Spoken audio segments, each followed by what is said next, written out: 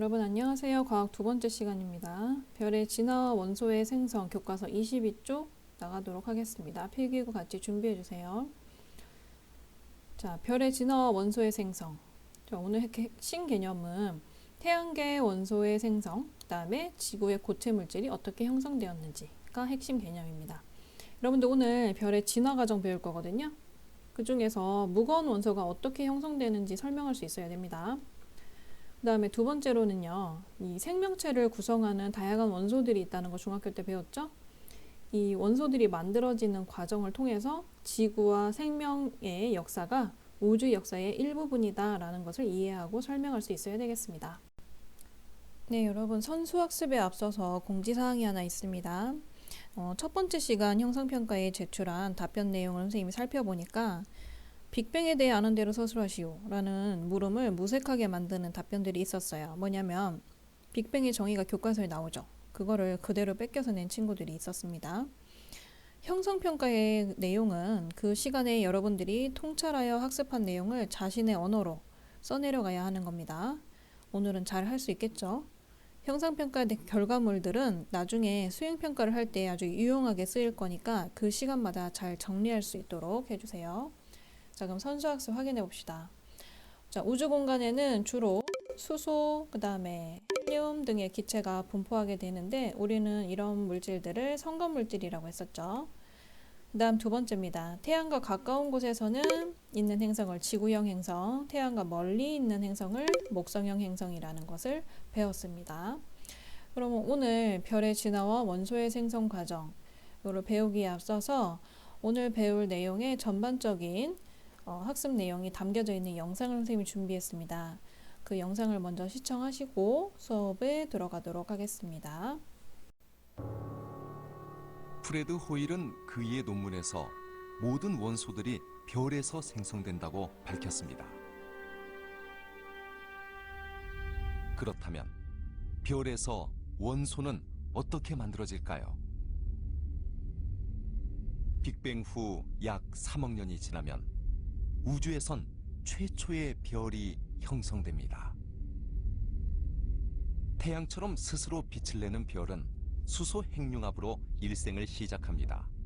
그리고 안정적인 핵융합이 진행되는 동안 일정한 크기를 유지하면서 빛과 열을 냅니다. 그러다 별 중심에서 수소가 모두 헬륨으로 바뀌면 핵융합이 중단됩니다. 수소의 핵융합이 중단되고 중심의 온도가 1억 도에 달하면 별은 적색 거성으로 부풀어 오릅니다. 부풀어 오른 적색 거성 내부에서 또다시 핵융합이 일어나는데 이제는 헬륨은 탄소로, 탄소는 산소로 점차 무거운 원소들이 만들어집니다. 이 작용은 가장 안정적인 원소인 철까지 만들고 멈춥니다. Well, stars are alchemists. Our sun converts helium to carbon and eventually and converts hydrogen to helium. So all stars have in their very hot centers the ability to make new material. 태양보다 10배 이상 무거운 별들은 초신성으로 폭발합니다. 마지막 순간 중심의 온도와 밀도가 엄청나게 올라가서 금과 은, 우라늄 등 철보다 무거운 원소들을 합성하고 폭발하는 것입니다.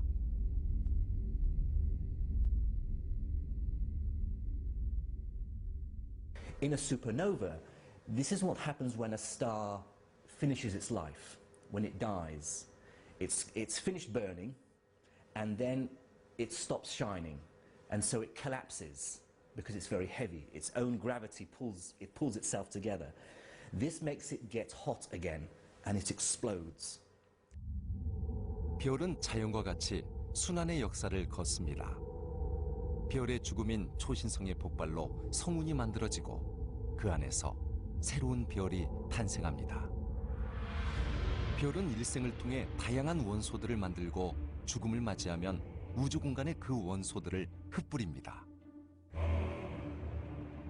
별의 죽음인 초신성의 폭발은 굉장히 밝아서 우리 은하는 물론이고 우리 은하 밖에서 일어난 초신성의 폭발도 지구에서 목격됩니다. 조선 왕조실록에 실린 객성. 이는 선조 때 나타난 초신성의 관측 기록입니다. 같은 초신성이 케플러의 책에도 목격된 기록이 나옵니다. 1604년 10월 8일에 요하네스 케플러가 발견했다고 해서 케플러 초신성이라 부르는데, 이 초신성의 흔적은 400여 년이 지난 지금도 관찰됩니다. Before it explodes, when it's becoming very, very hot again, it starts to cook more elements again, very, very quickly. And it makes many, many other elements that we learn about in chemistry in school. The very, up to lead and uranium and all these other elements. And it makes those elements and then it explodes and throws all these atoms into space. 초신성의 폭발로 모든 원소들이 만들어지고 우주에 뿌려집니다. 우리의 몸을 이루는 모든 원소들도 별의 일생을 통해 만들어진 것들이죠.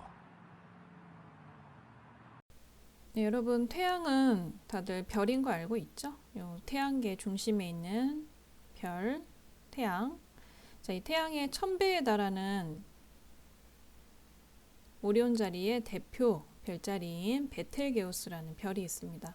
근데 이 베텔게우스라는 별은 태양과 크기 차이가 1000배에 달하는데요. 왜 이렇게 같은 별인데 크기가 다를까? 자, 그 원인은 바로 이 별을 구성하는 데 있어서 가지고 있던 성운들의, 즉 원소들의 질량 차이 때문인데요. 질량이 서로 이렇게 다르면 별의 진화 과정도 서로 다르거든요. 그런 내용을 오늘 배워보도록 하겠습니다.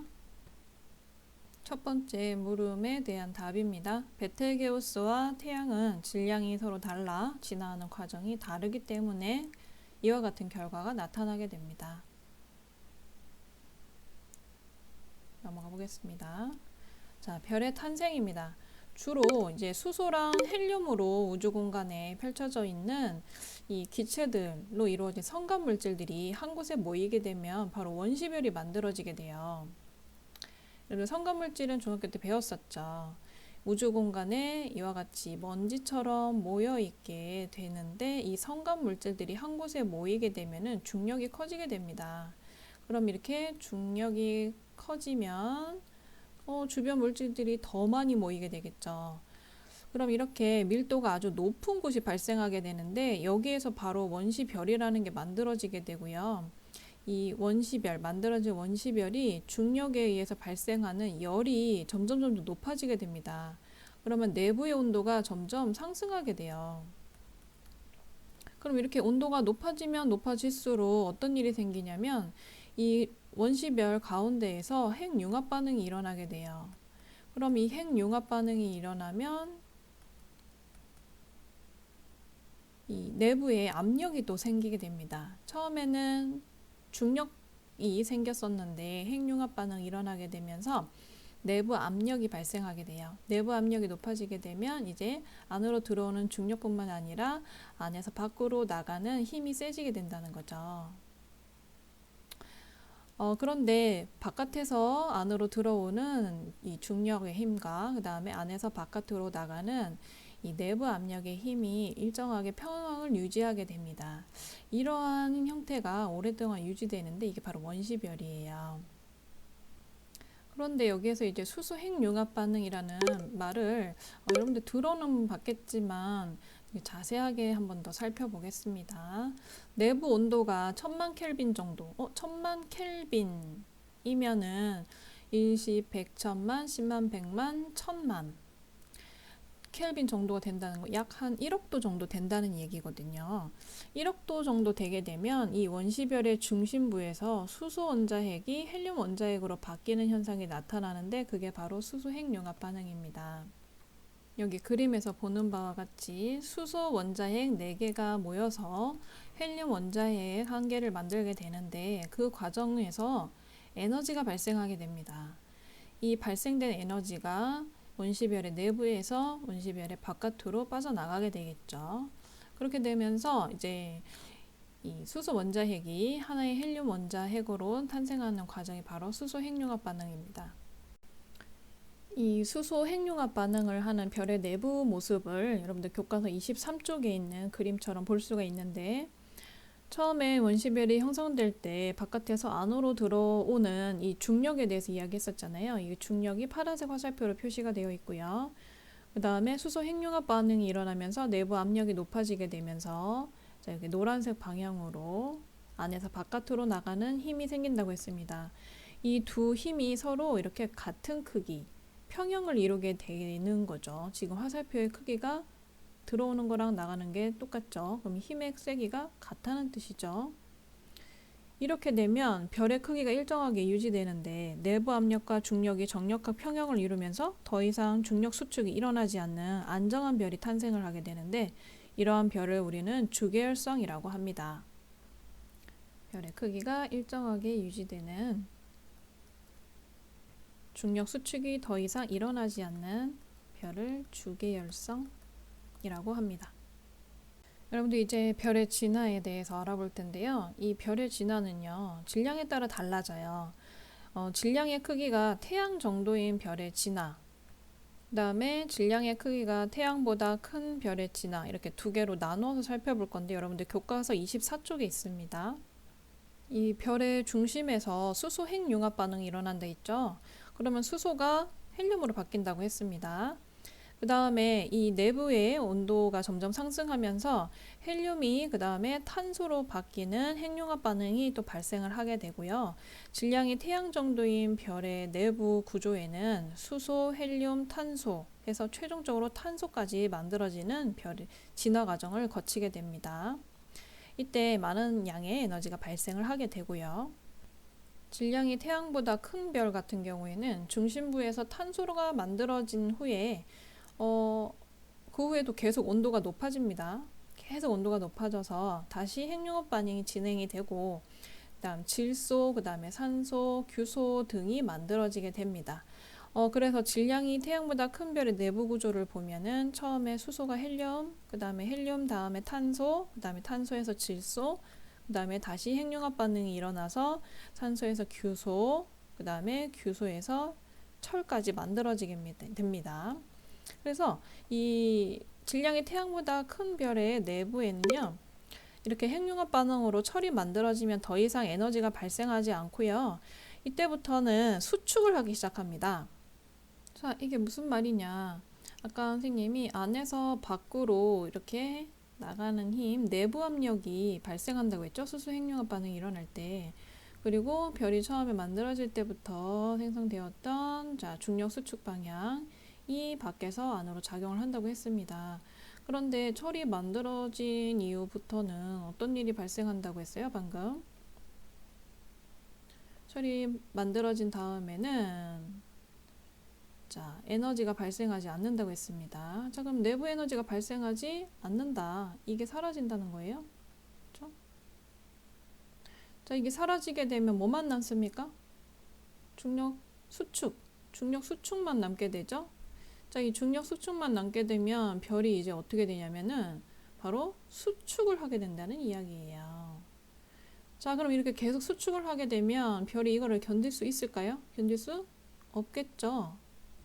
그래서 별의 중심이 수축을 더 이상 견디지 못해 폭발을 하게 되는데, 우리는 이렇게 폭발해서 탄생된 별을 초신성이라고 합니다. 이 초신성 폭발이 일어날 때 별의 내부에서 만들어질 수 없는 아주 어마어마하게 큰 에너지가 발생을 해요. 빵 하고 터지는 거죠, 별이. 그렇게 되면 이 철까지만 만들어졌었던 별 내부에서 그거보다 더 큰 에너지가 폭발을 하면서 발생을 하게 되니까, 그때는 이제 철보다 더 무거운 원소들이 탄생을 하게 됩니다. 그래서 우리가 도입부에서 봤던 영상에서 본 것처럼 규소라든지 아니면 납이라든지 우라늄이라든지 이런 것들이 만들어지게 되죠. 그리고 폭발이 일어난다고 했잖아요. 그렇기 때문에 이렇게 만들어진 원소들이 우주 공간으로 퍼져나가게 됩니다. 자, 빅뱅 이후에 한 3억 년쯤 후에 이제 우주에 곳곳에 모여있던 이 성간 물질들이 존재를 하게 되고, 중력 수축에 의해서 원시별이 탄생을 하게 되죠. 별 내부에서는 핵융합 반응이 일어나게 되고요. 핵융합 반응에 의해서 생기는 내부 압력과 중력 수축의 그 양쪽의 힘이 평형을 이루어 원시별이 아주 오랫동안 별의 크기가 일정하게 유지되고 주계열성으로 탄생을 하게 됩니다. 질량이 태양 정도인 별의 내부에서는 이렇게 탄소가 형성이 되고요. 질량이 태양보다 큰 별의 내부에서는 가장 안정적인 원소인 철까지 만들어진 후에 수소 핵융합 반응을 멈추게 됩니다. 그러면 별이 식으면서 중력 수축의 힘이 세지고 내부 압력이 약해지기 때문에 별은 수축하다가 이렇게 폭발하게 되는데 이를 우리는 초신성이라고 하고요. 초신성 폭발에 의해서 철보다 더 무거운 원소들이 그 뜨거운 열에 의해서 생성이 되게 됩니다. 그럼 이렇게 폭발에 의해서 이 별을 구성하고 있던 원소들이 우주로 흩어지게 되죠. 우주로 흩어진 원소들이 이렇게 다시 성운을 만들어내고요. 그 성운들 사이에서 다시 한번 원시별부터 시작해서 별이 탄생을 하게 됩니다. 별은 이와 같이 계속 순환의 과정을 겪게 되는 거죠. 다시 이렇게 순환이 일어나게 됩니다. 그럼 이제 우주로 흩어져 있는 여러 가지 이 성간물질들 사이에서 이제 지구가 탄생하게 된 건데요. 지구를 이루고 있는 여러 가지 생명체의 물질, 생명체를 이루고 있는 물질들은 다 우리가 작은 단위로 쪼개면 원소라고 되어 있죠. 이 원소들은 그럼 어디에서 왔느냐? 자, 그것이 오늘 배우는 내용의 핵심입니다. 자, 원소들은 결국에 우주에서 왔고 별의 진화와 연관이 되어 있고요. 우주의 탄생과도 연관이 되어 있는 거죠. 그래서 사람의 몸을 구성하는 이 원소들은 다 이제 우주에서 온 것이다. 우주의 역사와 함께한다. 라는 내용이 핵심 내용이 되겠습니다. 개념 정리해 보겠습니다. 초신성이 폭발해서 우주 공간으로 퍼져나간 원소들이 뭉쳐지게 되면 성운이 만들어지고 이 성운에 의해서 태양계 역시 형성이 되게 되죠. 그래서 이 그림에서 보는 것과 같이 수금지와 목토천해라는 이제 행성들이 만들어지게 되는데 태양과 가까운 곳에는 철, 그다음 산소, 규소 등 무거운 원소들이 모여서 암석으로 이루어진 지구형 행성이 형성이 되었고 태양에서 멀리 있는 곳에는 수소, 헬륨 등 가벼운 원소가 모여서 기체로 이루어진 목성형 형성이 형성이 되었습니다. 그럼 이 중에서요, 유일하게 생명체가 살고 있는 지구에 대해서 살펴보면 그러니까 지구 역시 성운에서 만들어진 우주에 퍼져나간 원소들로 이루어진 행성이라고 볼 수 있고요. 그 중에서 그림에 나오는 고체 물질인 암석과 생명체인 나뭇잎은 어떤 원소로 어떻게 형성이 되어 있을까? 암석을 구성하는 것은 산소와 규소가 주 성분이고요. 마그네슘과 철, 그다음 칼슘, 칼륨 등으로 이루어져 있습니다. 그리고 나뭇잎을 구성하는 것은 탄소, 수소, 산소가 주 성분이죠. 그래서 이렇게 무기물인 암석 같은 경우에는 산소와 규소가 합쳐져서 주로 암석 같은 경우에는 이게 SiO라고 해서 산화규소로 많이 구성이 되어 있어요.